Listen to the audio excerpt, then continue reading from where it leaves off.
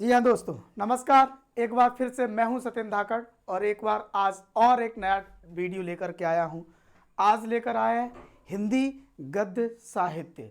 हिंदी में जैसा कि हम सभी जानते हैं कि दो विधाएं होती हैं, गद्य और पद्य। गद्य के अंदर नाटक, एकांकी, उपन्यास वगैरह वगैरह बहुत सारी चीज़ें आती हैं। इन सब का अध्ययन आज करने वाले हैं। ठीक, तो ये सब कैसे आए और इनका क्या क्रम रहा और किसको क्या कहते हैं और किसके अंदर कौन कौन सी चीज़ें पढ़ी जाती हैं, एकांकी को क्या कहते हैं, कहानी क्या होती है, निबंध क्या होता है, कैसे लिखा जाता है, इनकी विशेषता क्या है, कौन से अच्छे निबंधकार हुए, कौन से अच्छे कहानीकार हुए, इतने ढेर सारे सवालों के जवाब ढूंढेंगे आज और आज की क्लास में। क्लास का नाम है हिंदी गद्य की विधाएं। तो हिंदी गद्य की जितनी भी विधाएं हैं उनको अपन आज पढ़ने वाले। ठीक, तो गोइंग। थैंक यू दोस्त। चलो शुरू करते हैं कहानी हिंदी गद्य की विधाएं।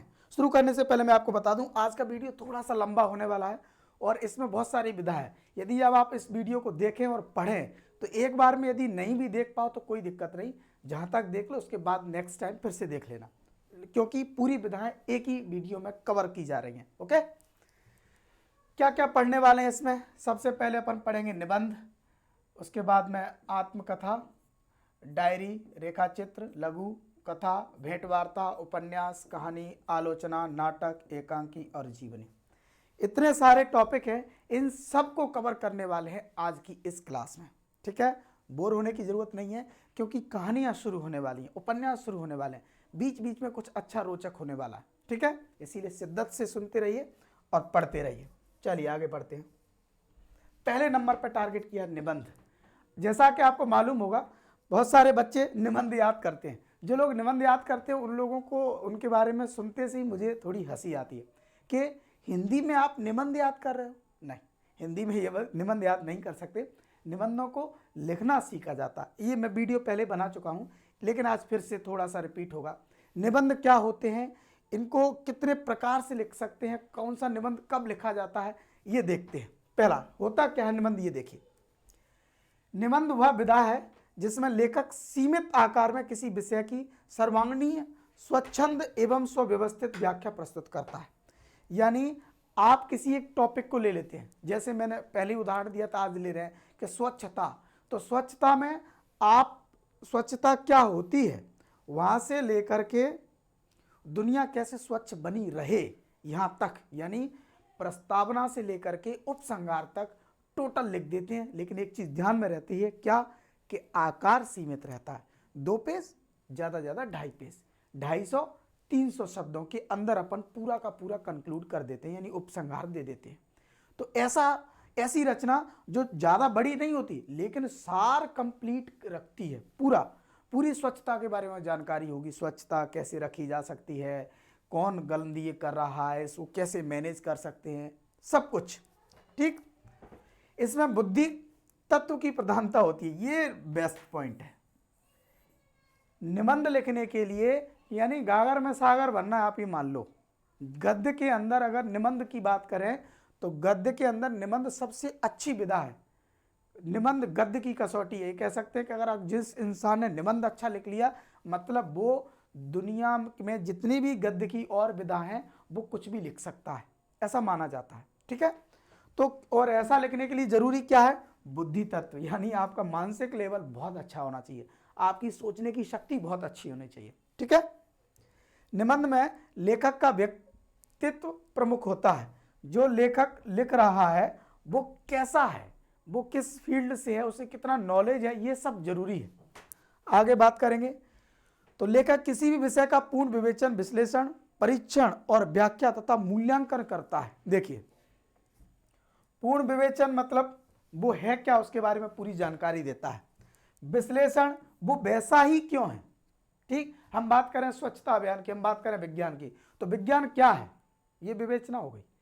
विज्ञान ऐसा ही क्यों है, ये विश्लेषण हो गया। ठीक, परीक्षण यानी एक्सपेरिमेंट्स, परिणाम, कहीं कहीं ऐसा हुआ, सारी जानकारी अपन उसके अंदर डालते हैं। और व्याख्या और मूल्यांकन, मूल्यांकन का एक तरह से हो गया कि आप उसको कितने नंबर दे रहे हो, आपकी नज़र में वो स्टैंड कहाँ करता है। अपन स्वच्छता की बात करते हैं तो स्वच्छता अभी भारत में अभियान चल रहा है, लेकिन ये अभियान कितने हद तक सक्सेस है ये बात आपको लिखनी पड़ेगी, और इस बात को और आगे तक कैसा अच्छा कर सकते हैं ये बात भी आपको लिखनी पड़ेगी। तो यानी निबंध के अंदर सब कुछ होता है, विवेचन होता है, विश्लेषण होता है, परीक्षण होता है, मूल्यांकन होता है, व्याख्या होती है, और साइज छोटा होता है, लगभग 250 से 300 शब्दों के बीच में लिखना पड़ता है। इसीलिए निबंध दुनिया की हिंदी साहित्य की सबसे प्रमुख विधाओं में से एक है। ठीक है, मुझे लगता है कि अब निबंध के बारे में ये जानकारी आपको हो गई होगी। नेक्स्ट, आचार्य रामचंद्र शुक्ल जी क्या कहते हैं, बहुत बड़ी बात कहते हैं कि यदि गद्य काव्य या लेखकों की कसौटी है तो निबंध गद्य की कसौटी है। कसौटी का मतलब होता है एक तरह से परीक्षा, उस पर खरा उतरना, एक तरह से अपन कह सकते हैं कि चैलेंज है। यदि क्या कह रहे हैं, यदि गद्य काव्य लेखकों की कसौटी है, यानी गद्य लिखना है और जो इंसान लिख पा रहा है मतलब वो लेखक है। कोई कह सकता है कि गद्य लिखना लेखकों की कसौटी है, मतलब लेखकों को जज कौन करता है, गद्य। तो पूरे गद्य को निबंध गद्य की कसौटी है, और पूरे गद्य को कौन परीक्षित कर रहा है, कौन जज कर रहा है, उसका नाम है निबंध। तो आप समझ लीजिए कि निबंध कितनी बड़ी चीज़ है। आगे बढ़ते हैं। बाबू गुलाब राय के अनुसार क्या कहते हैं, निबंध उस गद्य रचना को कहते हैं जिसमें एक विषय के भीतर एक सीमित आकार का विवरण या प्रतिपादन एक विशेष निजीकरण, स्वच्छंदता, सौष्ठव और सजीव और आवश्यक अनुरूपता और संबंध के साथ किया गया हो। कहने का मतलब वही है जो पहले कहा गया था कि एक विषय को लीजिए और उसके अंदर उसकी मूल बातें सारी लिख दीजिए, बस एक चीज़ का ध्यान रहे कि उसका जो आकार है वो ज़्यादा बड़ा ना हो। ठीक दोस्त, तो मुझे लगता है आप समझ में आ गया होगा ये परीक्षा में कैसे आता है। निबंध की परीक्षा परिभाषाएं पूछी जा सकती हैं, तो इनमें से कोई भी एक परिभाषा आप आसानी से लिख सकते हैं। ठीक है, ओके, चलिए आगे देखिए। निबंध के प्रकार, दुनिया में कितने प्रकार के निबंध हो सकते हैं, तो निबंध होते हैं 4 प्रकार के। कौन कौन से, विचारात्मक, वर्णनात्मक, विवरणात्मक और भावनात्मक। अब इन निबंधों के अंदर कौन से निबंध के अंदर क्या होता है इनको अपन 1 बाय 1 पढ़ेंगे, एक एक करके। विचारात्मक निबंध कौन से प्रकार के हो सकते हैं, ठीक है। तो नेक्स्ट, निबंध चल रहा है, पहले ही मैं कह रहा हूं ये टॉपिक थोड़े से हिंदी के अंदर ऐसे हैं जिनसे बच्चे भागते हैं, लेकिन मैं आपसे कह रहा हूं कि आपको भागना नहीं, आप दिलचस्पी के साथ पढ़िए, मन लगा करके पढ़िए और दिल लगा कर पढ़िए, ठीक है। विचारात्मक निबंध, पहले विचारात्मक में ही आ रहा है विचार, आ रहा है विचार मतलब सोचना, सोचने का मतलब है आपके ब्रेन से, आपके दिमाग से, आपके मन से, मतलब इस प्रकार के निबंध में बुद्धि तत्व है, दिमाग, समझ में आ गया, यानी इसमें आपकी बुद्धि ज़्यादा खर्च होगी। विचारात्मक प्रधानता होती है इसमें तर्कपूर्ण विवेचन, विश्लेषण। अब भाई दिमाग की बात क्यों कर रहा है, क्योंकि अगर आप कोई निबंध लिख रहे हैं तो इसमें आपको उसका विश्लेषण करना पड़ेगा। विश्लेषण का मतलब होता है चिंगी की मिंगी निकालना, मतलब एक एक बात को तर्क मतलब होता है एक तरह से एविडेंस यानी सबूतों के साथ प्रस्तुत करना पड़ता है कि दुनिया में ऐसा हो रहा है क्योंकि ऐसा होता है, समझ में आ गया। तो ऐसी बातें करनी पड़ती हैं, उसके लिए लगती है बुद्धि, यानी ये बुद्धि प्रधान क्या होते हैं, निबंध होते हैं विचारात्मक। इसमें ऐसे विचारात्मक आते कहाँ से आते, जैसे मान लो दुनिया में बहुत सारी कुरीतियाँ हैं, जैसे दहेज प्रथा एक कुरीति है, तो दहेज प्रथा पर अपन विचार कर रहे हैं कि क्या होता है कि भाई एक लड़का लड़की के घर वालों से दहेज मांग रहा है, उसके दुष्परिणाम हमें मालूम है, फिर हम विचार करते हैं कि इसे रोका कैसे जा सकता है, फिर हम रोकने की सब अपने मन से ही लगे हैं, अपने मन से ऐसा कर सकते हैं, कानून बना सकते हैं, ऐसा कर सकते हैं, गुप्तचर रख सकते हैं, दंड प्रदान कर सकते हैं। अच्छा ये चीज़ें लागू कैसी होंगी, फिर उसके पीछे भी अपन अपना दिमाग लगा के नहीं यार इसको ऐसा करके लागू करवा देंगे, तो वो सारी बातें आपको लिखनी है। तो आएंगी कहाँ से, दिमाग से, यानी बुद्धि प्रधान और पूरे के पूरे विचारों पर आधारित ये निबंध होता है, जिसको अपन बोलते हैं विचारात्मक। ऐसा करने वाले रामचंद्र शुक्ल जी, जिन्होंने मित्रता पर लिखा, ठीक, और डॉक्टर राजेंद्र प्रसाद जी का भारतीय संस्कृति, ये इसी प्रकार की सोच और बुद्धि पर आधारित अपने निबंध लिखे गए थे। अगर पूछा जाता है तो आप लिख सकते हैं, ठीक। और अगर वो केवल निबंध का ही नाम पूछते हैं तब भी मित्रता और ये भारतीय संस्कृति आप लिख सकते हैं, ठीक है। चलिए आगे, वर्णनात्मक निबंध। वर्णनात्मक का मतलब होता है वर्णन करना। जैसे कोई वस्तु है, कोई स्थान है, कोई व्यक्ति है, कोई दृश्य है आदि का निरीक्षण के आधार पर आकर्षक, सरस तथा रमणीय रूप से वर्णन होता है। जैसे मान लो कोई भी एक अच्छी जगह, आप दिल्ली चले गए, मान लो आप मुंबई चले गए, आप अमेरिका चले गए, आपने वहाँ जाके कोई एक अद्भुत चीज़ देखी, आप अयोध्या चले गए, आपने राम मंदिर देखा, बनते हुए देखा, तो वहाँ जा कर के देख के तो लौट के आ गए। अब आप क्या कर रहे हैं, आप उसका वर्णन कर रहे हैं कि मैं गया हुआ, और इतने रोचक तरीके से कर रहे हैं कि पढ़ने वालों को वो अच्छा लगे। ऐसा नहीं कि आप केवल ऐसे गाथा टाइप, नहीं, रोचकता, रोचकता का मतलब इंटरेस्ट जागना चाहिए। आपकी हर लाइन को पढ़ने वाले के अंदर एक उत्सुकता जगे कि नहीं यार ये हुआ क्या था, ठीक। तो इसके अंदर मुख्य बात क्या है कि एक तो वर्णन होता है इन चीज़ों का, ये मुख्य बात है। दूसरी ये आकर्षक और सरस, ऐसा रमणीय रूप से वर्णन होता है। आकर्षक और सरस रूप से वर्णन होता है, ठीक है।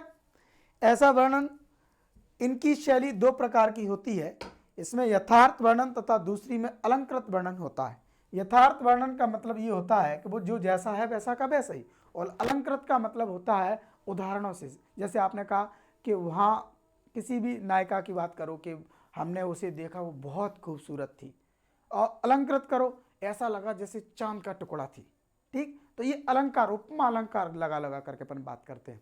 तो यानी इसमें दोनों शैलियों का उपयोग हो सकता है। वो जो जिसको देख के आ रहे हो, जो जैसा है वैसा भी आप लिख सकते हो अपनी भाषा में, और अच्छे अच्छे अलंकारों का उपयोग करके भी आप अपनी बात को कह सकते हो, ठीक है। तो सीधी बात है, वर्णनात्मक में क्या होगा, वर्णन होगा। क्या होगा इसमें, होगा वर्णन, किसका, इन सब चीजों का, ठीक। और किस स्थिति में होगा, इस स्थिति में होगा, ठीक है, ओके। यहां देखिए, विवरणात्मक। विवरण का मतलब होता है किसी भी विषय वस्तु के बारे में पूरी कंप्लीट जानकारी देना। यानी देखो, वर्णन करना मतलब उसकी बखान करना, विवरण करना, जैसे हमने कहा किसी भी, मैंने कहा ना कि आप मान लीजिए ताजमहल की बात कर लो, लाल किले की बात कर लो, तो लाल किले में यदि वर्णन करेंगे तो लाल किला बहुत ऊंचा है, ठीक, लाल किला बहुत मजबूत है, ये वर्णन हो रहा है, ठीक, लाल किला बहुत खूबसूरत है, ये वर्णन हो रहा है। लेकिन विवरण, लाल किला इतने फीट ऊंचा है, ठीक, लाल किले का गेट इतना चौड़ा है, एकदम करेक्ट, समझ में आ गया। लाल किले का रंग ये है, तो ये आता है किसमें, विवरण में। यानी जो चीज जैसी है वैसी की वैसी।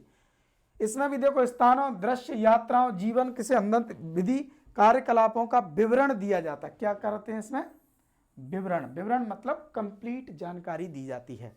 इसकी शैली में आकर्षक, भावानुकूल, व्यवहारिक, चित्रात्मक, यानी आप इस तरीके से लिखिए कि पढ़ने वाले के दिमाग में उस चीज का चित्र बनने लगे, ठीक। आप अगर किसी का गेट लिख रहे हैं तो आप ऐसा दर्शाइए कि उसके आगे इतना शानदार आलीशान गेट बना हुआ है जिसके दोनों तरफ स्तंभ लगे हुए, तो पढ़ने वाले को फील ऐसा हो कि हाँ स्तंभ यहीं लगे पास में ही, उसके बाद गेट है, ठीक।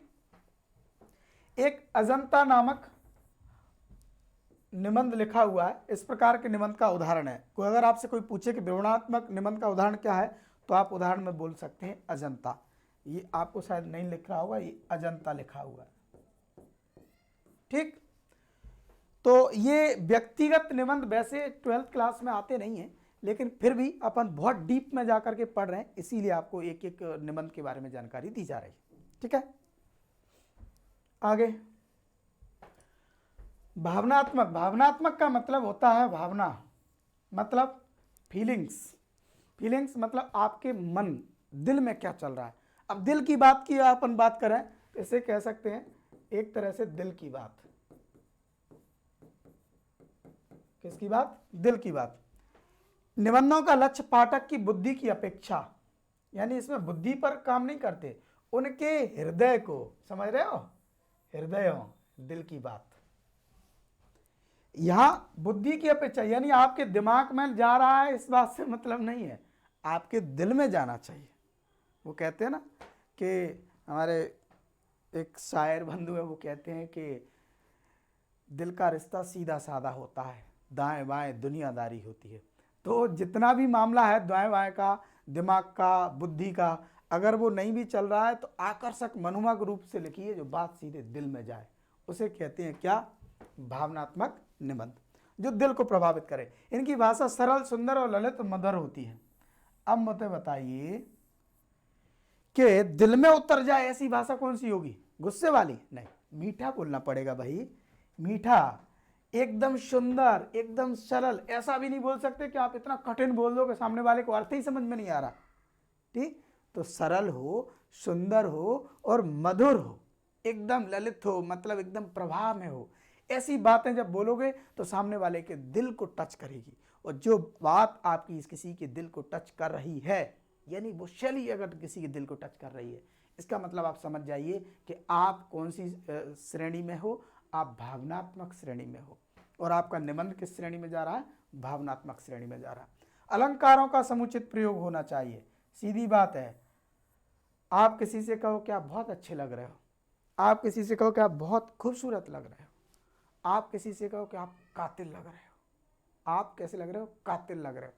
तो ये जो कातिल शब्द है, कातिल का मतलब हत्यारा होता है। आप उससे बोलो आप हत्यारे लग रहे हो, थपाड़ा धर देगा वो आप में, लेकिन आप उसको बोलिए पूरी शिद्दत से, आप क्या कातिल लग रहे हो। ये शब्द सुनते से ही उसके अंदर एक अजीब सी फीलिंग दौड़ने लगती है आपके प्रति, बोलता है कि यार ऐसा करो, कहाँ 10-20 रुपये देने का मन करता है, उसको 10-20 रुपये दे दो यार, तारीफ कर दी। तो मेरा मतलब ये है कि अलंकारों का अच्छा प्रयोग करिए, ये करते हैं लोग फीलिंग्स में। ठीक, वाक्यांश सरल होने चाहिए, तो ऊपर ही बात हो गया। ठीक है, तो मुझे लगता है कि भावनात्मक निबंध आराम से कवित्वपूर्ण, एक ऐसा लगे कि कोई शानदार कवि आपके सामने खड़ा है।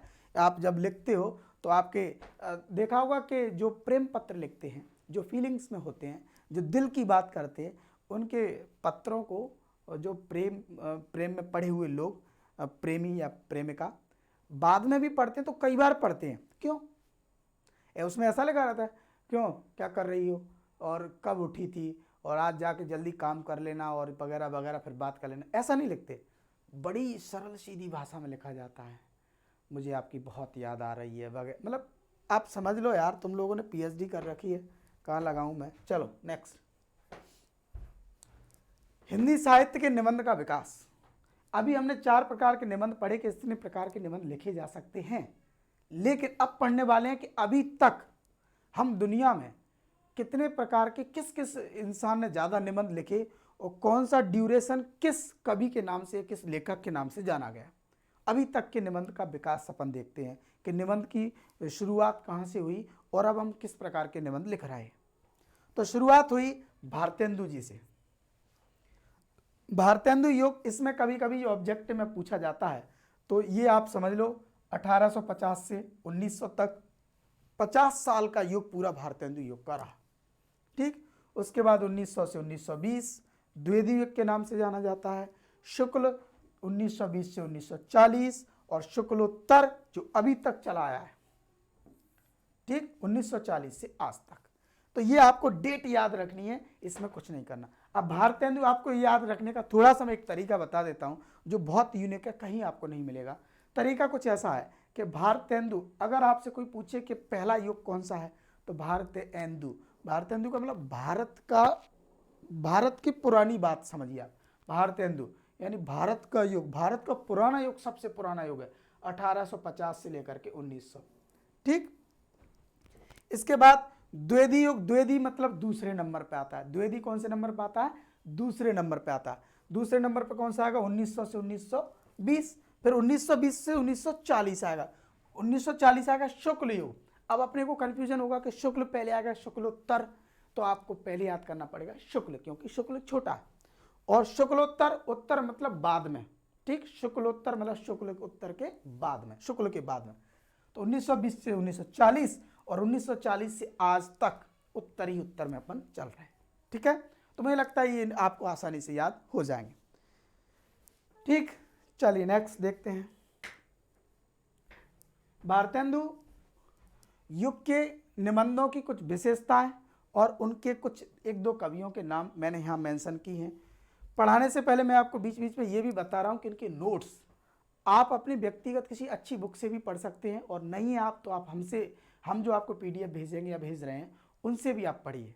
ठीक, बहुत अच्छे नोट्स हैं, शानदार तैयारी करिए। अकेली इनके भरोसे ये आपको समझाने के लिए बहुत अच्छा है, लेकिन मटेरियल आपको थोड़ा सा और डिटेल में पढ़ना पड़ेगा।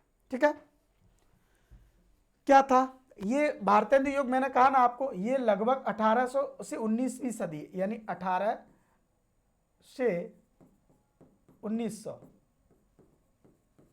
1850 से 1950, 1900 के बीच की कहानी है। तो ये सब कब की बात है? ये बात है आपको मालूम हो गुलामी की। कब की है? गुलामी की, जब हम गुलाम हुआ करते थे। तो गुलामी में जब अपन जी रहे थे तो हमारे देश के लोगों के अंदर कैसी भावना रही होगी? क्या वो मोहब्बत कर रहे हैं हम गुलामी में? नहीं, अत्याचार हो रहा था बेचारों पर, कहाँ से मोहब्बत आएगी? तो उस अत्याचार में जब जी रहा था इंसान, तो उसके अंदर क्या था? क्रोध था, गुस्सा था। और गुस्सा किसके प्रति था? आसपास की चीज़ों की वजह से था। तो उनमें सुधार की जरूरत थी, इसीलिए कवियों ने कैसा लिखा? समाज सुधार की भावना पर निबंध लिखे। दूसरा, देशभक्ति। देश गुलाम है तो देश को आजाद कराने के लिए देशभक्ति पर आधारित निबंध लिखे गए। ठीक, उसका अंधविश्वास और रूढ़ियों पर प्रहार। बहुत सारी ऐसी, जैसे सती प्रथा, ऐसी ऐसी चीज़ें चल रही थी दुनिया में कि भाई मान लो किसी लड़की का पति का देहांत हो जाता तो उस बेचारी को भी सती प्रथा के दौरान उसकी सती कर दिया जाता था। ठीक, बाल विवाह हो गया, पर्दा प्रथा तो अभी भी चल रही है कुछ जगह। तो ऐसी कुरीतियों के ऊपर भी, ताकि ये दुनिया से चली जाए, ये खत्म हो जाए, इन पर प्रहार करने हेतु भी उस जमाने में निबंध लिखे गए। ठीक है, किस किसने लिखा? मुख्य भारतेंदु युग किसके नाम से जाना जाता? भारतेंदु हरिश्चंद्र। ठीक, तो एक तो आप नाम में यहीं से याद कर लो कि जो नाम है वही उनके कवि का नाम है। ठीक, इनकी दो कृति थी, ईश्वर महान अलौकिक है, एक अद्भुत अपूर्ण स्वप्न। ठीक, और दूसरे थे बालकृष्ण भट्ट, चंद्रोदय, वृद्धअमर और बातचीत। ये एक कवि के दो दो निबंध, और इनके और भी कवि और भी आपको निबंध मिलेंगे, तो वो नोट्स में से आप याद कर लेना। ठीक है, तो मुझे लगता है कि भारतेंदु युग आपको याद हो गया होगा अच्छे से। ठीक है, देखिए द्विवेदी युग निबंधों की विशेषता। द्विवेदी युग, युगीन, तो द्विवेदी किसके नाम से जाना गया है? द्विवेदी जाना गया है महावीर प्रसाद द्विवेदी के। किसके नाम से जाना जा रहा है? महावीर प्रसाद द्विवेदी। ठीक, इन्होंने 20 साल राज किया, हिंदुस्तान पर नहीं, हिंदी पर। इनके निबंधों की, इनकी रचनाओं की इतनी पहुंच थी, लोग इतने मानते थे इनको, कि बाद में साहित्य इतिहास लिखा गया, तब इनके नाम से 20 साल हिंदी में रिजर्व कर दिए गए। लोगों ने कहा कि इस ड्यूरेशन में कवि कितने ही रहे हों, लेकिन ये जो कवि हैं अपने महावीर प्रसाद द्विवेदी जी, ये पूरा का पूरा 20 साल इनके नाम से जानी जाएगी। क्या था विषय वस्तु? यानी अब यहाँ से लोग टारगेट करने लगे थे, अपनी अपनी एक अलग अलग टॉपिकों पर कविताएं होने लगी थी। किसी ऐसा व्यक्तिगत नहीं था कि केवल राष्ट्रीयता पर ही कविताएं होगी। धीरे धीरे हर क्षेत्रों पर अपन जाने लगे थे, यानी अपने क्षेत्र बट रहे थे। विषय वस्तु पर समाज सुधार की जरूरत तो यहाँ भी थी, और इसीलिए यहाँ निबंध भी लिखे गए थे। और मैं आपको बता दूं, समाज सुधार एक ऐसी प्रक्रिया है जिसकी जरूरत जीवन पर्यंत तक लोगों को पड़ेगी। आज भी जब हम 2022-23 में हैं और 24-25 में भी पहुंचेंगे, और मैं तो कह रहा हूं 2050 में भी पहुंचेंगे, तो समाज सुधार की जरूरत पड़ेगी। ठीक, समाज क्योंकि पूरी तरह से सुधर जाए संभव ही नहीं। परिमार्जित भाषा, परिमार्जित का भाषा का मतलब ये कि इसमें नई नई भाषाएं आपस में एक दूसरे से मेल जोल के साथ में आगे बढ़ रही थी। पहले कुछ ही, जैसे अवधि हुई, कुछ ही भाषाओं में अपन बात कर पाते थे, कुछ ही भाषाओं पर अपन ने काम किया, हमारे लेखकों ने, और उन पर उन्होंने जाकर के निबंध लिखे। लेकिन धीरे धीरे छोटी छोटी और क्षेत्रीय भाषाओं ने भी आकर के निबंधों में अपनी जगह बनाई और उनमें निबंध लिखे जाने लगे। ठीक, आगे इनके दो नाम हैं। महावीर प्रसाद द्विवेदी जी ने लिखा था साहित्य की महत्ता और विचार विधि। सरदार पूर्ण जी ने लिखा था कन्यादान, श्रमिक और प्रेम। ठीक, तो ये आप दो कवि और इनकी दो रचना याद कर लेंगे। चलिए आगे बढ़ते हैं। बीच बीच में मैं ये कह रहा हूँ कि निबंध को आप एक बार में अच्छे से पढ़ें, और जब निबंध ये खत्म हो जाए, इसके आगे नाटक, कहानी, एकांकी वगैरह जब स्टार्ट करेंगे तो वो आप दूसरे वीडियो में देखेंगे। ठीक है, तो अब आता है शुक्ल युग। शुक्ल युग में अपन बात कर रहे हैं किसकी? शुक्ल किसके नाम से जाना जाएगा? रामचंद्र शुक्ल। किसके नाम से आएगा? ये आ रहा है शुक्ल किसके नाम से आ रहा है? रामचंद्र शुक्ल के नाम से आ रहा है। ठीक, अब ये क्या कह रहे हैं कि इसमें गंभीर, विचारात्मक, पहला उदासीन भाव प्रधान निबंध हुआ करते थे, विषय प्रधान निबंध थे, अवरुद्ध एवं गंभीर शैली थी। इसका मतलब ये कब की बात है? ये बात है, आप मान लीजिए 1900 से लेकर के 1940 तक की। ठीक, तो 1900 से 1920 से लेकर 1940, जब महात्मा गांधी का युग पूरी तरह से चल रहा था। महात्मा गांधी जी के युग में हमारा पूरा का पूरा देश अंग्रेजों से पूरी शिद्दत के साथ लड़ रहा था। तो उसमें कुछ बातें बहुत अच्छी थी। एक अवरुद्ध यानी विरोध बहुत तेजी पर था, तो ये आपको बार बार मिलेगा। विषय प्रधान यानी अलग अलग टारगेट कर करके निबंध लिखे गए थे कि अपन जैसे कोई एक घटना हुई तो उस घटना पर आधारित निबंध लिखा गया। ठीक, गंभीर शैली थी, क्योंकि शैली समय के साथ होती है। अभी हम जिस युग में जी रहे हैं, हिंदुस्तान का युग चल रहा है पूरी दुनिया के अंदर। हिंदुस्तान अब धीरे धीरे तरक्की कर रहा है, तो अब आप देखिए बहुत पॉजिटिव बातें सुनने को, देखने को मिलेंगी। तो ऐसे ही उस टाइम पर हम आज़ाद होने ही वाले थे, इसीलिए हमारे पास जो कहते हैं ना कि दिया या तो एकदम जलने वाला होता है या फिर बुझने वाला होता है, तब जब से ज़्यादा छटपटाहट होती है। तो यहाँ पर गुलामी का दिया बुझने वाला था और आज़ादी का दिया जलने वाला था, इसीलिए यहाँ की शैली आपने देखो गंभीर थी, विचारात्मक थी। ऐसी शैली यहाँ पर आपको ज़्यादा देखने को मिलेगी। ठीक, क्या क्या लिखा है इन्होंने? चिंतामणि लिखा, सबसे बहुत प्रसिद्ध आचार्य रामचंद्र शुक्ल जी का, उत्साह भय। उसके बाद में शांति प्रिय द्विवेदी जी ने लिखा, व्रत और विकास, कवि और काव्य। ठीक, तो एक एक दो मैं यहाँ पर बता रहा हूँ आपको, और इनके साथ बहुत सारे नोट्स आपको जो मिलेंगे, उन नोट्स में जाकर के आपको एक एक दो कवियों के नाम और याद करने हैं। ठीक है, शुक्लोत्तर। शुक्लोत्तर यानी जिस युग में अब अपन जी रहे हैं, 1940 के बाद, 1940 के बाद से अब तक जो चल रहा है, और मुझे लगता है यही चलता रहेगा, क्योंकि अब इतनी राजनीति है कि आप पहले के ज़माने की तरह किसी एक कवि का नाम नहीं लिख सकते। लोग वहाँ लड़ जाएंगे, बोले हमारे चाचा जी बहुत अच्छे कवि, उनके नाम से लिखो। फिर कोई अपने दादाजी का नाम लेगा, और एक आध तो नेताजी खुद ही बोलेंगे हमसे बड़ा कवि दुनिया में कोई पैदा ही नहीं हुआ आज तक, सारे नाम हटाओ और हमारा लगाओ। तो इसीलिए मुझे लगता नहीं है कि अब ये बदलने वाला है, यही युग चलेगा और यही ड्यूरेशन चलेगा। ठीक, इसमें हो क्या रहा? भावात्मक है, फीलिंग्स तो लोगों के अंदर है। आत्मपरक यानी खुद के बारे में लोग ज़्यादातर लिख रहे हैं। विषयकविता और विविधता यानी लोग बाग एक टारगेट भी कर रहे हैं और डिफरेंट जगहों पर भी चीज़ें लिख रहे हैं। विचारात्मक भी है, भावनात्मक भी है, समीक्षात्मक भी है, यानी लोग एक दूसरे की टांग भी खींचें। समीक्षा मतलब आपने कुछ अच्छा बड़ा कर दिया, जैसे नरेंद्र मोदी जी, मान लो आप नरेंद्र मोदी जी पर कोई निबंध लिख दे, तो निबंध लिखने के बाद में एक दूसरा इस बात पर निबंध लिखेगा कि उस आदमी ने उस पर निबंध क्यों लिखा, इसे कहते हैं समीक्षा। ठीक, तो ऐसी चीज़ें चल रही हैं अब, जो बहुत पहले शायद नहीं देखने को मिलेंगी। ठीक, शुक्लोत्तर युग जो था उसके हजारी प्रसाद द्विवेदी जी तो एवरग्रीन कवि हैं। अशोक के फूल, विचार और वितर्क, और विद्यानिवास मिश्र जी दो, इनका है चितवन की छांव, तुम चंदन हम पानी, दो। ठीक, तो एक का दो कवि और दो आपको क्या लिखना है, इनके कवियों के निबंधों के नाम। यहाँ जा कर के अपना पूरा का पूरा मुझे लगता है कि निबंध को हमने बहुत अच्छे से पढ़ा है। ठीक, निबंध को पढ़ लिया है। तो एक बार मैं क्विक रिवीजन करके बता रहा हूँ 1 मिनट के अंदर में कि निबंध हमने क्या पढ़ा। पहला, निबंध होता क्या है। तो आचार्य रामचंद्र शुक्ल जी के अनुसार उन्होंने कहा कि यदि गद्य लेखकों की कसौटी है तो निबंध गद्य की कसौटी है। ठीक, फिर उन्होंने कहा कि निबंध कितने प्रकार के होते हैं। तो निबंध हमने 4 प्रकार के पढ़े। फिर निबंधों का हमने विकास पढ़ाया कि निबंध प्रारंभ कैसे हुए, कौन कौन से युगों के नाम से जाना गया, कौन से लेखक के नाम से एक युग को जाना गया। तो उसमें भी हमने 4 पढ़े और हर एक युग के कवियों के नाम आपको याद करने हैं और उनकी कौन कौन सी विशेषता हैं वो भी हमें पढ़नी है। तो वो मैं सब पढ़ा चुका हूँ। मुझे उम्मीद है कि आप यहाँ तक एक स्लॉट में पढ़ेंगे और इसके बाद आप चाहेंगे तो थोड़ा सा ब्रेक ले लेंगे। मैं ब्रेक नहीं लूँगा, आप मोबाइल को बंद कीजिए, थोड़ा सा घूम के आइए, उसके बाद फिर यहाँ से फिर से शुरू करिए। ठीक, तो फिर आपको नई नई विधाएं मिलेंगी। जैसे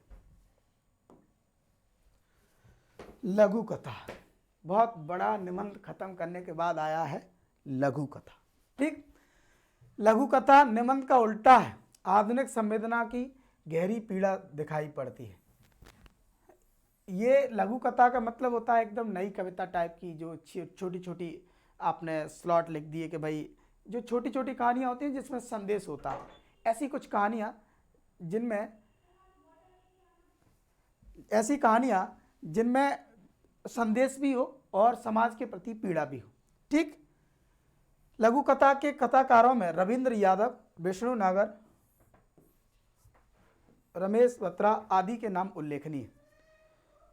तो ये कुछ नाम हैं जो लघु कथा में पूछे जा सकते हैं कभी कभार। तो आप 1-2 नाम याद कर लीजिए, ये ऑब्जेक्टिव में पूछे जाएंगे।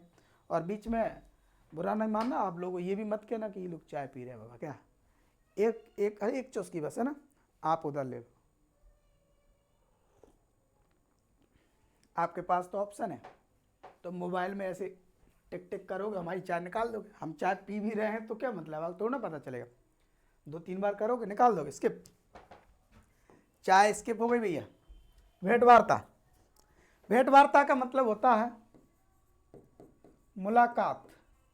एक मुलाकात जरूरी है सनम, ये किसी ने किसी से कहा होगा, कोई किसी की सनम रही होगी। अपने को पढ़ना है भेंट वार्ता, मतलब मुलाकात हुई तो अपनी क्या बात हुई, और बात हुई तो वो याद कैसे रहेगी, हम उसे लिख देंगे। और बात हुई जो हमने लिख दिया उसे कहा जाएगा भेंट वार्ता। कैसे? वह विधा है जिसके माध्यम से भेंट करता किसी महान व्यक्ति के मन और जीवन में प्रश्नों के झरोके से झांक कर उसके आंतरिक दृष्टिकोणों को पाठकों के समक्ष प्रस्तुत करता है। इसका मतलब ये हुआ कि जैसे आप किसी बड़े आदमी से मिले, बड़े मतलब बड़े आदमी से, ठीक, प्रधानमंत्री जी से मिले, तो प्रधानमंत्री जी का जाके हमने इंटरव्यू ले लिया और हम उनसे जा करके पूछ रहे हैं, हाँ तो आप बताइए, जब आप चाय बेचते थे तो उस टाइम आपको कैसा लगता था? नरेंद्र मोदी जी, बहुत परेशान थे भैया, ट्रेन जा करके चाय बेचते थे, लेकिन पूरी शिद्दत से काम किया। अच्छा, अभी आपको यहाँ बैठ कर के चाय पीने में कैसा लग रहा है? आप रात को कितने बजे सोते हैं? आप सुबह कितने बजे उठते हैं? आप योगा कितना करते हैं? रोज नहाते हैं? मजाक कर रहा हूँ, अपने देश के प्रधानमंत्री जी हैं आप, फिर भी पूछने वाले वो प्रेस वाले कुछ भी, आप रोज नहाते हैं? सुबह 4 बजे रोज नहा लेते हैं। सुबह 4 बजे नहाने का फ़ायदा क्या है?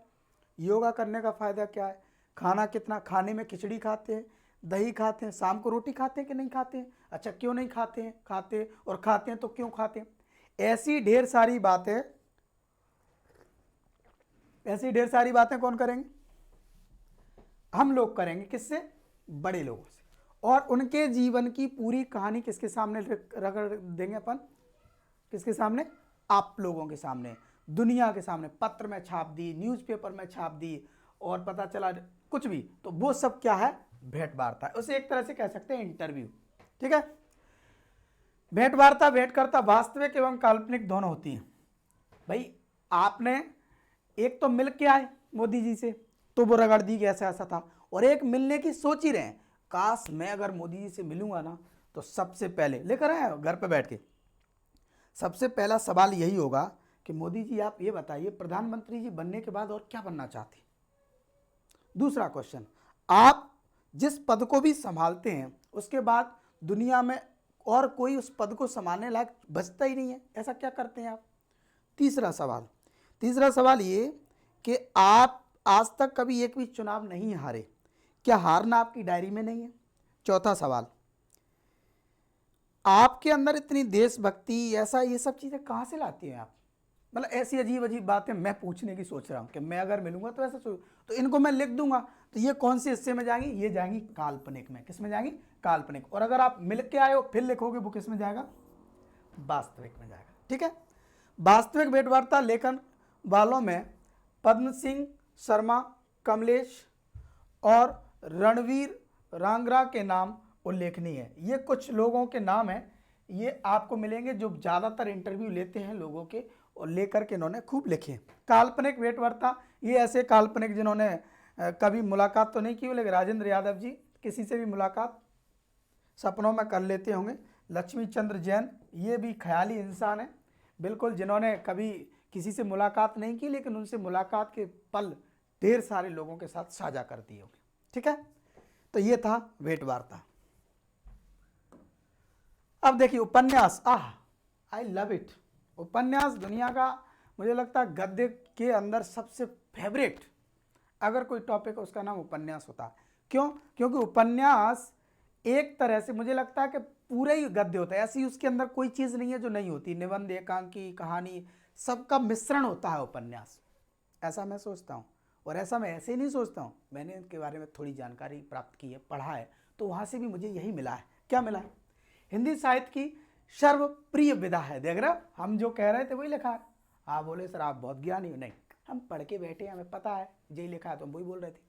दूसरा, उपन्यास के स्वरूप में साहित्य की सभी विधाओं का सुन लो भैया, एक और लाइन है, सभी विधा ने ज्यादातर विधाओं का उल्लेख आपको इसके अंदर मिल जाएगा। श्रीनिवासन द्वारा रचित परीक्षा गुरु हिंदी का प्रथम मौलिक उपन्यास माना जाता है। उपन्यास का कारक देखो, ये तो बहुत पुराने, आजकल की जो जनरेशन है उसको पता होगा कि चेतन भगत, इंग्लिश में बोलते हैं उनको नोवेल्स, तो नोवेल्स जो होते हैं उसी को हिंदी में बोलते हैं उपन्यास।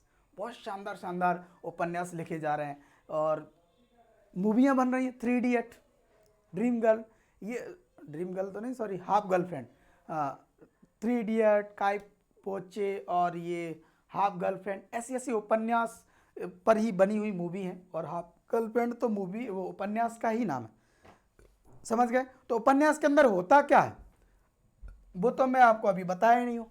तो उपन्यास के अंदर मैंने आपको कहा कि एक बहुत बड़ा एक थोड़ा सा इलाका होता है, कहानी जैसा ही होता है लेकिन कहानी से अलग होता है। कहानी में क्या करते हैं, किसी व्यक्तिगत स्पेस को लेते हैं जिंदगी के एक हिस्से को और रोचक तरीके से सुना देते हैं। लेकिन उपन्यास में क्या करते हैं, जिंदगी के बहुत बड़े हिस्से को कवर करते हैं, ठीक, और पूरे हिस्से को ही रोचक बना देते हैं। समझ में आ गया, इतना सा अंतर है। कुछ उपन्यासकारक और उनके उपन्यास, बालकृष्ण भट्ट, नूतन ब्रह्मचारी, देवकी नंदन खत्री, चंद्रकांता संतति, भूतनाथ, गोपाल दास गहमरी, नए बाबू, चतुर चंचाल, किशोरीलाल। अभी तो इनके ऐसे एक एक दो दो, खास करके दो दो उपन्यासकारक और उनके उपन्यास याद करना, इसके जब ये सिलेबस पूरा खत्म हो जाएगा, पूरे वीडियोस बन जाएंगे, फिर मैं इनको याद करने की शानदार शानदार अलग अलग एक ही वीडियो के अंदर ट्रिक लेके आऊँगा। तो वो सबसे आखिरी में लेके आऊँगा, अभी नहीं, क्योंकि अभी से तुम्हें आदत पड़ जाएगी ना, थोड़ा ठीक नहीं है शॉर्टकट की। ठीक है, आगे देखिए, छायावादी युग। उपन्यास में छायावादी और छायावादोत्तर, यानी छायावादी थे और उसके बाद के युग। तो इसमें देखो प्रेमचंद्र के उपन्यास दुनिया में फेमस हैं, और जयशंकर प्रसाद। जिन लोगों ने इनके उपन्यासों के नाम नहीं पढ़े, जिसने गोदान गबन के बारे में नहीं जानता, उसको हिंदुस्तान में और हिंदी के बारे में सोचने की कोई ज़रूरत नहीं है। समझ गए। गबन गोदान, बहुत कर्मभूमि, रंगभूमि, एकदम ताबड़तोड़ फेमस उपन्यासों में से एक है। कंकाल, तितली, इरावती। उसके बाद छायावदोत्तरी में देखेंगे तो अपन जैनेन्द्र में परख, सुनीता, त्यागपत्र और इलाचंद जोशी अज्ञे। अज्ञे इंपॉर्टेंट है, अज्ञे और जैनेन्द्र, दो याद इसमें से कर लेना, ठीक है। इनके दो दो उपन्यास याद करेंगे अपन। आगे कहानी क्या है, मैंने अभी कहा ना कहानी क्या है। देखिए आ गई है कहानी। कहानी वह रचना है जिसे जीवन में किसी एक अंग, देख रहे हैं मैंने कहा पूरे जीवन को नहीं लेते, किसी एक हिस्से को, आपकी एक घटना को, कहीं कुछ हो गया है वही अंग, किसी मनोभाव को प्रदर्शित करना ही लेखक का उद्देश्य रहता है। आप कहीं पूरी जिंदगी की एक घटना को पकड़ लो और उसको अच्छे से रोटेट करो और ऐसे लिखो कि उससे किसी को एक अच्छे संदेश मिले, अच्छी सीख मिले, तो वो कहानी हो जाएगी, ठीक है। उसकी शैली, उसका कथा विन्यास, उसकी एक भाव की पुष्टि करते हैं। यानी आप चाहे तो उसकी पूरी कथा पढ़ लो, चाहे उसके पढ़ने के तरीका पढ़ लो, कुछ भी, उन सब के अंदर एक ही भाव होता है, ठीक। एक ही भाव, जैसे पंच परमेश्वर दुनिया की सबसे प्रमुख कहानियों में से एक है। पंच परमेश्वर जितना भी आप पढ़ोगे तो आपको एक ही कहानी, चाहे तो नाम देख लो, चाहे उसके अंदर जब कहानी पढ़ोगे तो एक ही आएगी कि भाई जहाँ 5 लोग बैठे होते हैं वहाँ ईश्वर निवास करता है, ठीक। कथा वस्तु, पात्र इंपॉर्टेंट है। वातावरण यानी आसपास किस पर लिखा गया है। कथोपकथन का मतलब होता है संवाद, कौन कौन के बीच में हो रहा है, यानी उसके अंदर कितने पात्र हैं, वो आपस में क्या क्या बात कर रहे हैं, वो सारी बातें एकदम सिस्टमेटिक लिखी जाती हैं। भाषा शैली होती है और एक उद्देश्य होता है, और ये इंपॉर्टेंट होता है उद्देश्य। तो कहानी के तत्व कितने होते हैं कि कथा वस्तु में, यानी कितने पैराग्राफ हो सकते हैं। पात्र कौन कौन है, एक लड़का है, एक लड़की है, मम्मा, फूफा जी वगैरह सब, उनको आपने लिखा हुआ है। वातावरण यानी वो कहाँ रह रहे हैं, उनका परिवेश क्या है, गांव में रह रहे हैं या वो शहर में रह रहे हैं या फिर जो भी है। कथोपकथन, कौन सा इंसान किससे क्या कह रहा है, वो भी आपको उसमें लिखना पड़ता है, ठीक। भाषा शैली कैसी है उसकी, मतलब आप सरल में लिख रहे हो या थोड़ी गूढ़ ले रहे हो या व्याकरण में जा करके कुछ अलंकारिक भाषा उपयोग कर रहे हो। और लास्ट में उद्देश्य, आप कहानी लिखी क्यों रहे हो, ठीक। तो इतनी सारी बातें होती हैं किसके अंदर, एक कहानी के अंदर, ठीक है भैया। कहानियों का कुछ नहीं है, जहाँ देखो आपको कहानी कहानी नजर आएंगी, ठीक है। बस एक नज़र से देखो तो आपको कहानियाँ मिलेंगी, ढेर सारी कहानियाँ मिलेंगी। उपन्यास एवं कहानी में अंतर, इंपॉर्टेंट क्वेश्चन है और 12th स्टैंडर्ड IMP है। क्या है, और भी क्वेश्चंस हैं जो आपको सीट में मिलेंगे, लेकिन जो बेहद इंपॉर्टेंट थे इसीलिए मैंने इसको यहाँ पे ले लिया, ठीक है। नाम है, उपन्यास का आकार बड़ा होता है, अभी मैंने कहा था। कहानी का आकार छोटा होता है, ठीक, यानी आकार बड़ा और आकार छोटा। दूसरा, उपन्यास में संपूर्ण जीवन, संपूर्ण जीवन, कहानी में जीवन का खंड, यानी जीवन का एक हिस्सा, यानी कोई एक बात। अगला, कहानी की चिंगारी में अधिक पात्र, यानी इसमें अधिक पात्र होते हैं और इसमें कम पात्र होते हैं। भाई जीवन की बात करोगे तो एक इंसान पता नहीं कितने लोगों से मिलता है, लेकिन अगर एक हिस्से की बात करोगे तो कुछ ही लोगों से मुलाकात होती है। एक कहानी की बात करो, ठीक। उपन्यास में आधिकारिक, सहायक और गौण गाथाएं भी होती हैं, यानी एक इंसान की जीवन लीला चल रही है और आप पूरे जीवन की बात करोगे तो उसके जीवन के साथ साथ और दूसरी कहानियां भी आपको सुननी पड़ेंगी कि वो वहाँ गया तो फिर वहाँ ये हो गया था, तो वहाँ जो हुआ वो अलग कहानी थी, लेकिन हुआ इसके जीवन में था तो वो भी आपको सुनना पड़ेगा, ठीक। लेकिन कहानी में ऐसी कोई ज़्यादा कथा नहीं होती, कहानी में जो कहानी होती है केवल वही कहानी होती है। समझ गए बाबा, गुड, अच्छे बच्चे, एक ही कथा होती है, ठीक। तो ये कुछ अंतर है, इनको आप बीच में लाइन खींच के ऐसे लिख के आना, अच्छे नंबर मिलेंगे। कहानी, आलोचना, आलोचना का मतलब होता है बुराई, बुराई का मतलब वैसी बुराई नहीं, चुगली करना, समझ में आ गया, किसी की चुगली करना। कैसे करते हैं, आलोचना का शब्द करते हैं किसी पदार्थ तथा तथ्य आदि की परख सही रूप में करना या उसे भली प्रकार से देखना। अब आप बोलोगे सर आप तो चुगली करना है, तो निरीक्षण, हाँ निरीक्षण ही है। दुनिया में निरीक्षण करते ही क्यों है, चुगली करने के लिए। अब आप मुझे बताओ, मैं आपको पढ़ा रहा हूँ, बहुत अच्छे से पढ़ा रहा हूँ, शानदार, कोई दिक्कत नहीं, लेकिन फिर भी एक आध दो भाई साहब लोग घरों पर बैठ के पढ़ रहे होंगे, और वो भाई साहब नहीं, वो एक आधे मतलब पढ़ाने वाले टीचर ही हमारा वीडियो देख रहे होंगे, और वो देखते देखते पता क्या देख रहे होंगे, वो ये देख रहे होंगे कि ये आदमी कौन सी जगह पर जाके गलत करेगा, या इससे कुछ ऐसा भूल जाए कि जिससे थोड़ी बहुत अपन कह सकें, हल्का सा इधर उधर लगा, मतलब मुंह से बाई चांस फिसल गया, गलती हो गई मान लो, तो इतने में ही भाई लो मार साहब बने घूम रहे हैं, यूट्यूब पर पढ़ा रहे हैं, ऐप पर पढ़ा रहे हैं, मोड़ा मोड़ी पता नहीं कहाँ कहाँ तक पढ़ा रहे हैं और ये बोल रहे हैं। तो ये जो आदमी निरीक्षण कर रहा है वो क्या कर रहा है, पदार्थ तथ्य आदि की परख भली प्रकार से देख रहा है। क्यों कर रहा है, ताकि बाद में वो कुछ कमेंट कर सके, और जो कमेंट बाद में किया जाएगा उसी को अपन कहते हैं क्या, आलोचना। और मैं आपको एक और बात बता दूं, जिस इंसान की आलोचना जिंदगी में शुरू हो जाए, धीरे धीरे लोग उसकी बुराइयां करने लगे इधर से उधर से चारों तरफ से, आप समझ लो वो पक्का कुछ न कुछ ढंग का कर रहा है। ठीक है, ऐसा मैं बोल बोल के अपने आप को मोटिवेट कर रहा हूं। किसी साहित्यिक रचना का सूक्ष्मता पूर्वक अवलोकन करते हुए उसके गुण दोषों को प्रकट करना ही, देख रहे हो, गुणों को प्रकट करना कि बहुत अच्छा है, शानदार है, बहुत कम होता है दोस्त।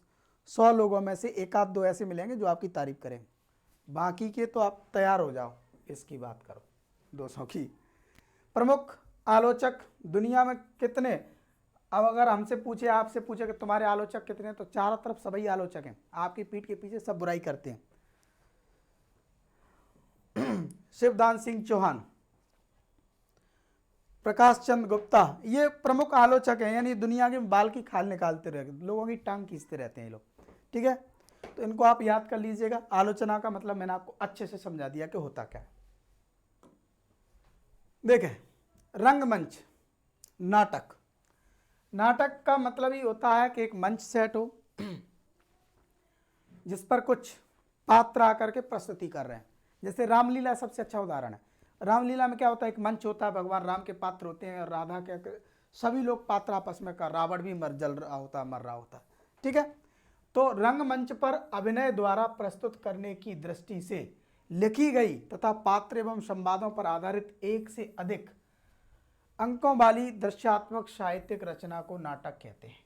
तो नाटक लिखे जाते हैं, जैसे टीवी में कभी सास भी बहू थी, दिया और बाती, ये रिश्ता क्या कहलाता, ये सब के सब क्या है, ये नाटक हैं।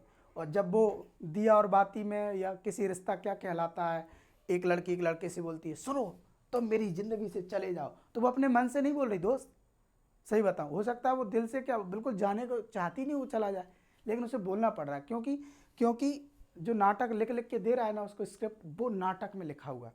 तो किसके लिए, अभिनय, रंगमंच के लिए ये चीज़ें लिखनी पड़ती हैं पहले से। रंगमंच याद रखो। हिंदी में मौलिक नाटकों का प्रारंभ भारतेंदु हरिश्चंद्र से माना जाता है। ये प्रमुख भाई साहब हैं जिनकी वजह से, भाई साहब नहीं, हमारे तो दादा परदादाओं के परदादाओं के परदादाओं के लेवल के हैं, ठीक, हमारे भीष्म पितामह हैं। तो भारतेंदु हरिश्चंद्र से माना जाता है कि वहाँ से नाटकों का प्रारंभ अच्छे से हुआ। प्रमुख नाटककार जयशंकर प्रसाद जी हैं, लक्ष्मी नारायण मिश्र जी हैं, उपेंद्र नाथ अश्क हैं, सेठ गोविंद दास जी हैं और मोहन राकेश आदि और भी ढेर सारे आपको मिल जाएंगे। इनके एक एक नाटक आपको याद करने, नोट्स में मिल जाएंगे, नोट्स में से आपको पढ़ने। और जब ये पूरा का पूरा हिंदी खत्म होगा तो मैं यूट्यूब पर बीच में ही किसी दिन इनको याद करने की ट्रिक लेके आऊँगा, प्रॉमिस कर रहा हूँ, पक्का, ठीक।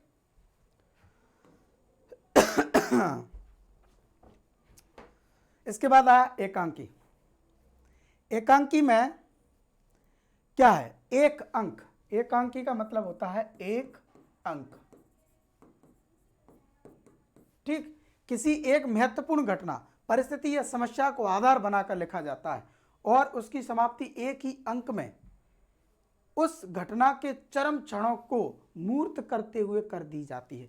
एक अंक का मतलब होता है कि जैसे पढ़ना शुरू करो तो ख़त्म कर दो, ऐसा बीच में गैप नहीं आना चाहिए। कभी कभी जैसे उपन्यास वगैरह हो गए तो अपन उसमें पैराग्राफ, पहला अध्याय, दूसरा अध्याय, इन उसमें अध्याय मध्याय कुछ नहीं होता और ना उसमें कोई सेक्शन होता, बस कहानी शुरू हुई और लाकर में जाकर के ख़त्म हो गई, यानी प्रारंभ और ख़त्म एक ही अंक में, एक ही अंक में हो गया, इसका मतलब। और दूसरी चीज़ ये कि एक ही घटना होनी चाहिए, एक ही मूल पात्र होना चाहिए और उस मूल पात्र के इर्द गिर्द कहानी इतने चरम पर पहुंच जाए, एकदम टॉप लेवल पे, कि उसको अच्छे से टच किया और खत्म हो गई। इसका मतलब तब जाकर अपन बोलेंगे कि उसको क्या है, एकांकी है जी। जैसे दीपदान बहुत प्रचलित एकांकियों में से एक है। इसमें माँ अपने बेटे का दान कर देती है। ठीक, राम कुमार वर्मा जी ने लिखा था, उपेंद्र नाथ अस्क, तौलिए और अंधी गली, रेशमी राय। कुछ एकांकियों के नाम और ये एकांकियों की परिभाषा। ठीक, बार बार कह रहे हैं, देख रहे हो, एक महत्वपूर्ण घटना, ठीक, लगा जाता है, उसकी समाप्ति एक ही अंक में। ठीक, ये दो बातें बेहद इंपॉर्टेंट है, इसीलिए मैंने इनको बाद में गोल कर दिया। आगे देखें, नाटक में अनेक अंक हो सकते हैं जबकि एकांकी में एक ही अंक होता है। ये अंतर है, ये भी इंपॉर्टेंट आता है कई बार। नाटक और एकांकी में, मैंने कहा नाटक में अनेक अंक होते हैं, एकांकी में एक ही अंक होता है, यानी एक ही बार एक ही शॉट में खत्म। नाटक में आधिकारिक, सहायक और गौण गाथाएं होती हैं, यानी सहायक गौण गाथाएं भी होती हैं, जबकि एकांकी में एक ही कथा होती है, केवल सिंगल। नाटक में चरित्र का क्रमशः विकास दिखाया जाता है, जबकि एकांकी में एक सीमित चरित्र की। अब भाई नाटक करेंगे तो नाटक बचपन से ऐसा था, रामलीलापन दिखाएंगे तो धीरे धीरे राम भगवान बड़े हुए, फिर ब्याह हुआ, फिर बन गए, फिर रावण मारा, सब दिखाएंगे। इधर ऐसा नहीं है, एकांकी में केवल एक ही, ठीक, एक हिस्से को पकड़ेंगे किसी को और उसी चीज को दिखा देंगे, जैसे बनगमन। ठीक, तो इसमें क्रमशः विकास होता है और इसमें सीमित चरित्र होता है, सीमित। नाटक में कोटक का विकास प्रक्रिया धीमी रहती है, यानी जो भी नायक है वो धीरे धीरे बड़ा होता है, और इसमें ऐसा नहीं है, विकास प्रक्रिया धीमी है किसमें, नाटक में। जबकि एक अंक में प्रारंभ से ही चरण लक्ष्य की और तीव्र गति से बढ़ती है। आपको टॉप लेवल में पहुंचाना तो धीरे धीरे नहीं, एकदम फास्ट, तो एकांकी फास्ट अपने चरम को प्राप्त करती है। नाटक के व्रत में फैलाव और विस्तार दिखता है, यानी विस्तार नाटक में होता है, और इसमें सघनता मतलब घनापन, यानी पास पास।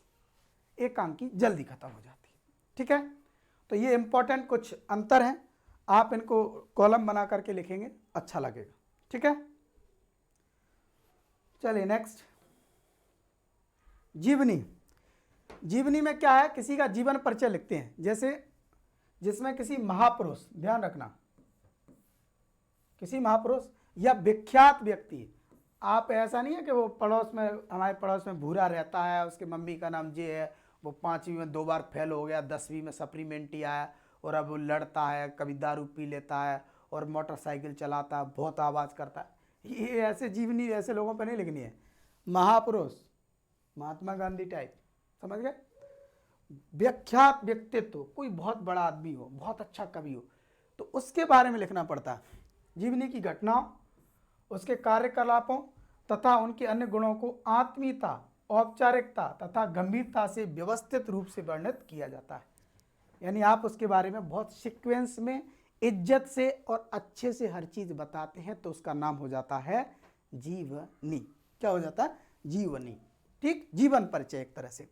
जीवनी में एक और इतिहास जैसी प्रामाणिकता तथा तथ्यपूर्णता होती है, तो दूसरी ओर वह साहित्यिकता के तत्वों से पूर्ण होती है, यानी अपन उनकी वास्तविक बातें तो करते हैं कि ये इतने गरीब घर से पैदा हुए थे और ये बाद में जाकर इतने बड़े, इनकी प्रारंभिक शिक्षा दीक्षा सरकारी स्कूल में हुए, उसके बाद में ये बैरिस्टर बन गए, मतलब उदाहरण दे रहा हूँ। तो ये बातें तो सही होती हैं, लेकिन लिखा इतने अच्छे से जाता है कि पढ़ने वाले को बहुत अच्छा लगता है। तो ऐसा क्यों होता है, क्योंकि उसके अंदर कवि लिख रहा है, तो साहित्यिक होती है। ठीक, तो मैंने कहा कि पहला क्या होता है, साहित्यिकता होती है, और दूसरा प्रामाणिकता होती है, यानी सही भी होगी और अच्छी भी होगी। ठीक है, प्रमुख जीवनीकार गुलाब राय, रामनाथ सुमन, डॉक्टर रामविलास शर्मा, अमृत राय आदि ये लोग जीवनकार हैं जिन्होंने बहुत सारे लोगों की जीवनियां लिखी होंगी। ठीक, चलिए नेक्स्ट, आत्मकथा। यह विधा भी जीवन के, आत्मकथा का मतलब स्वयं खुद की, यानी ये आपको तुरंत अभी समझ में आ जाएगा। जीवनी दूसरा लिखता है, कौन लिखता है, दूसरा लिखता है, ठीक। और वापस जाएंगे आत्मकथा, खुद लिखते हैं, खुद लिखते हैं। तो आत्मकथा यानी खुद की बारे में समान लोकप्रिय है। इसका लेखक स्वयं अपने जीवन की कथा को पाठकों के समक्ष आत्मीयता से स्वयं अपने जीवन की कथा को, यानी अपन खुद ही खुद के जीवन के बारे में बता रहे होते हैं कि हम पहले ये ऐसा पढ़ते थे, फिर बाद में हमने ऐसे टॉप कर दिया, फिर हम जा करके ये किया, मतलब जो भी वगैरह वगैरह। या स्मरणात्मक का मतलब होता है, स्मरण मतलब याद, यानी आपको कितना याद है। तुक्के नहीं मारना है, आपको बताना पड़ेगा कि हम 5वीं क्लास में पढ़ते थे तो पैदल पैदल लगभग 1.5 किलोमीटर तक जाते थे। ये तुक्का नहीं, ये हकीकत है, क्योंकि ये हमें याद है तो हम इसे लिख सकते हैं, ठीक। लेखक अपने जीवन की विभिन्न परिस्थितियों तथा दशाओं का मानसिक और भावात्मक यानी फीलिंगफुल विकास की कहानी कहता है। यानी आपने कैसे तरक्की की, ठीक, वहां से लेकर के शुरू से लेकर के आखिरी तक। जैसे मैं अपने बारे में थोड़ा सा बता दूं, 5वीं क्लास में 1.5 किलोमीटर दूर पैदल जाते थे, 8वीं क्लास में फिर दूसरी 2 किलोमीटर दूर के आसपास पैदल जाते थे, गवर्नमेंट स्कूल में पढ़ते थे। फिर 9th 10th में एक्सीलेंस 9 किलोमीटर दूर था, तो वहाँ रहते थे लगभग 200-250 रुपये महीने के किराए से, ठीक। वहाँ पर भी अपन गवर्नमेंट स्कूल में पढ़े। उसके बाद धीरे धीरे जा कर के फिर ग्वालियर पढ़ने आए, ग्वालियर के बाद ऐसे, मतलब ये एक लंबा सफ़र है। तो उसके बाद धीरे धीरे जो एक क्रम में अगर आप लिख दोगे तो ये आपकी क्या हो जाएगी, आत्मकथा हो जाएगी, ठीक। राजेंद्र प्रसाद और हरे वंश राय बच्चन जी, ये 2 प्रमुख आत्मकथा मानी जाती है। इन्होंने अपने बारे में बहुत कुछ अच्छा अच्छा लिखा है। और आत्मकथा अगर किसी को पढ़नी है तो मैं आपको बता दूं, महात्मा गांधी की आत्मकथा बहुत ही ज़्यादा फेमस है, वो आप जरूर पढ़ें। डायरी एक तो क्या है, ऐसा मान लीजिए कि लोग बाग जैसे रोज क्या जी रहे हैं, सुबह उठे, डेट डाल दी, आज फलानी तारीख है, आज मैं ये कर रहा हूँ, आज मैं लंदन गया, वहाँ जाकर उससे मुलाकात हुई, बहुत अच्छा लगा, रात को आया और रात को बैठे अभी मुझे उसकी याद आ रही है। मतलब इस तरीके की चीज़ें आपने मूवियों में भी देखी होंगी। डायरी लेखन रेगुलर होता है। लोग अपने जीवन में जो जी रहे होते हैं या जीने वाले होते हैं या जो महसूस कर रहे होते हैं, वो सब डेट वाइज डायरी में लिख देते हैं, ठीक। उसे कहते हैं डायरी। ये लगभग 1930 से ज़्यादातर चलन में है, ठीक। मेरी कॉलेज डायरी ये लिखा था धर्मेंद्र वर्मा कृत ने, ठीक। मेरी कॉलेज डायरी। और ऐसी डायरियाँ, इस तरीके की बातें, सब कुछ सभी लोग ज़्यादातर लिखते हैं, कहीं ना कहीं बताते नहीं, वो एक अलग बात है। रेखा चित्र, शब्दों की कलात्मक रेखाओं द्वारा किसी व्यक्ति, वस्तु अथवा घटना के बाह्य तथा आंतरिक स्वरूप का शब्द चित्र इस प्रकार अंकित किया जाता है कि पाठकों के हृदय में उसका सजीव तथा यथार्थ चित्र अंकित हो जाता है। जैसे रेखा चित्र का मतलब होता है कि आप इस तरीके से किसी चीज का वर्णन करो कि एक के बाद एक लाइन जब पढ़ने वाला पढ़े या सुने तो उसके दिमाग में जैसा आप बोल रहे हो वैसा ही चित्र बनते चले जाए।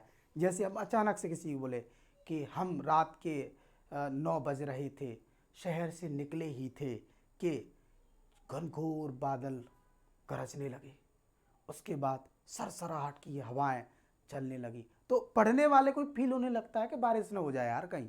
उसके बाद में हम जिस गाड़ी से थे उस गाड़ी का टायर खराब हो गया। फिर आदमी पढ़ते पढ़ते लिखते यार पता नहीं क्या हुआ होगा, टायर खराब हो गया। हम देखते रहे आसपास, पता चला कि तेज तूफान के कारण आसपास की सभी लाइटें चली गई, घनघोर अंधेरा था। तभी एक जोर से आवाज आई, बचाओ। हम डर गए। तो आप समझ रहे हो ना, ये जो फील है ऐसा कर रहा है। तो आदमी इस तरीके से जब लिखता है ना तो पढ़ने वाले को ऐसा फील होता है कि यही हो रहा है। तो इसे कहते हैं रेखा चित्र। यानी जब शब्दों से एक लाइन बाई लाइन एक चित्र अंकित हो जाए उसका नाम होता है रेखा चित्र, ठीक।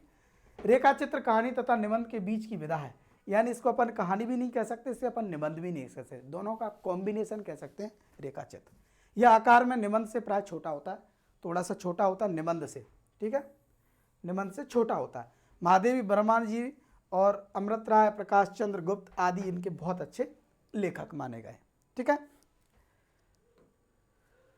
तो यहां जाकर के दोस्त आपका पूरा का पूरा एक शॉट में खत्म हो गया है क्या, हिंदी गद्य साहित्य की विधाएं पूरी।